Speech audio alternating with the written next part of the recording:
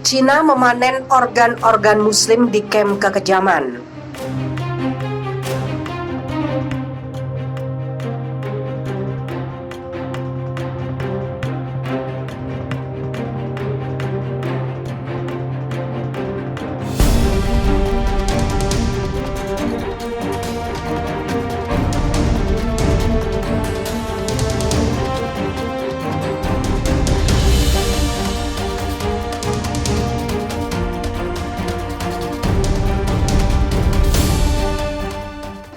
Saya dipanggil oleh kepala ahli bedah saya untuk pergi ke sebuah ruangan dekat tempat eksekusi Urumqi untuk mengambil liver dan 2 ginjal dari seorang tahanan yang dieksekusi.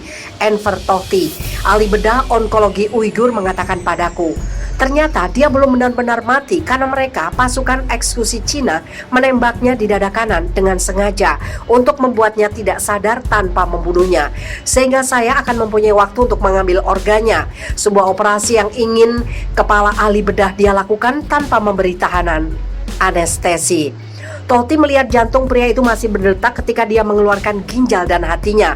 Eksekusi tidak sempurna yang disengaja tahanan Uighur itu terjadi pada tahun 1995 dan menjadi yang pertama kalinya Tohti menyaksikan dan tanpa sadar berpartisipasi dalam program panen organ hidup-hidup Cina.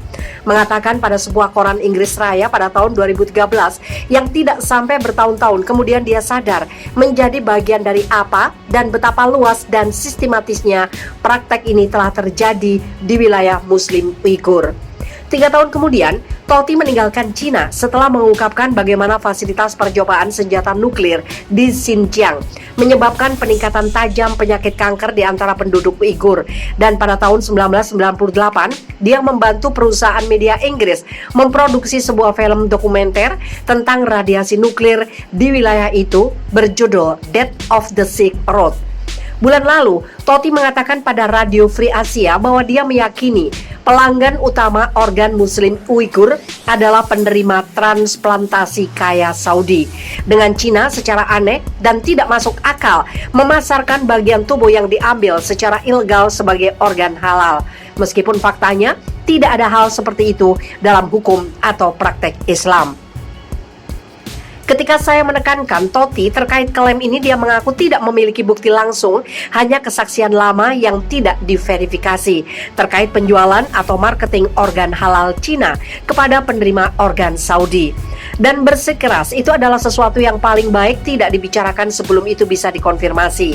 Namun ketika saya bertanya mengapa dia tidak lagi mendukung pernyataan yang sebelumnya dia sampaikan kepada RFA, dia berdalih dengan menyatakan rasa takutnya terhadap keamanan ibunya yang masih ada di Xinjiang.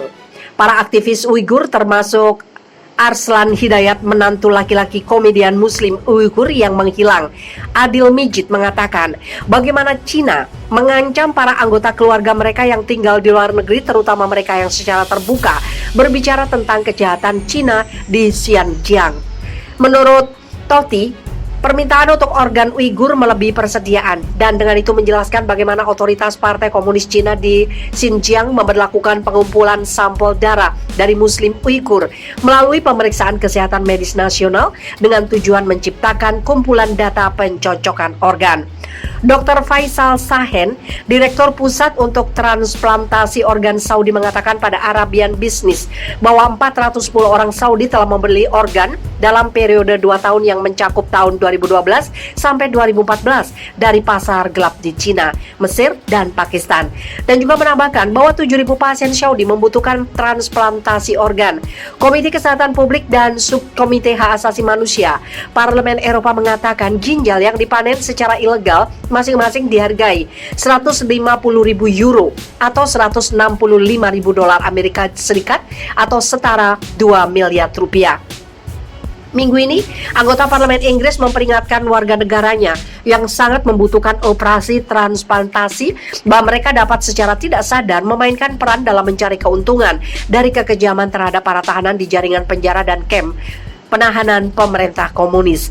Dengan lebih dari 2 juta Muslim Uighur ditahan di jaringan kamp konsentrasi dan penjara di seluruh Xinjiang dan seluruh Cina, yang merupakan penahanan massal terbesar terhadap minoritas agama sejak program terburuk di pertengahan abad 20. Kasus praktek barbar Cina yang memanen organ hidup Muslim telah semakin memberatkan. Pada tahun 2016, Parlemen Inggris mendengar sebuah presentasi berjudul Bloody Harvest Slaughter, nama yang diambil dari 2 buku oleh penulis Ethan Goldman dan David Kilgore dan David Matas. Presentasi itu menjabarkan bukti kredibel bahwa Cina telah mendirikan rantai industri lengkap untuk memanen organ para tahanan politik, memperingatkan bahwa minoritas telah menjadi sasaran khusus termasuk Muslim Uighur, Tibet, Kristen Cina, dan penganut Falun Gong. Faktanya, laporan ini mengutip Tohti, ahli bedah Uighur yang saya wawancarai untuk artikel ini, menyebut dia yang pertama kali mengetahui permanenan organ hidup-hidup, menguatkan klaimnya bahwa dia telah mengambil ginjal dan hati dari seorang tahanan yang telah ditembak di dada dengan tujuan untuk tidak membunuhnya tetapi untuk membuat tubuh tahanan itu syok. Para penulis juga mengamati bagaimana saksi mata medis lainnya dipaksa untuk melakukan tes darah terhadap para tahanan politik Uighur atas nama segelintir pejabat tinggi Partai Komunis Cina tua yang membutuhkan organ yang cocok.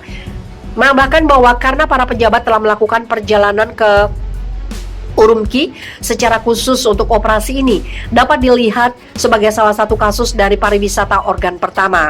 Meskipun di dalam perbatasan Cina, sementara juga menggarisbawahi bahwa CCP secara eksplisit terlibat dalam pengambilan organ secara paksa dari tahanan politik dan agama sejak awal. Bukti-bukti melawan Cina tidak hanya membentuk kumpulan bukti, tetapi juga bidang pengetahuan sendiri.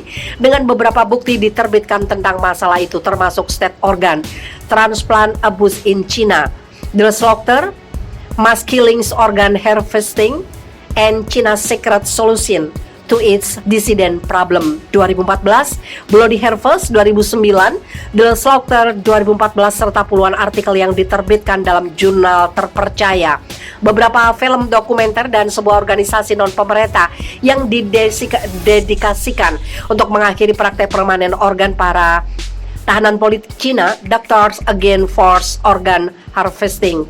Faktanya, sebuah Komite Inggris menemukan bukti dan kesaksian yang telah muncul selama penyelidikan ke dalam program panen organ hidup Cina. Sangat banyak butuh langkah yang bitter winter, gambarkan sebagai langkah yang tidak biasa dalam merilis temuan sementara sebelum keputusan finalnya.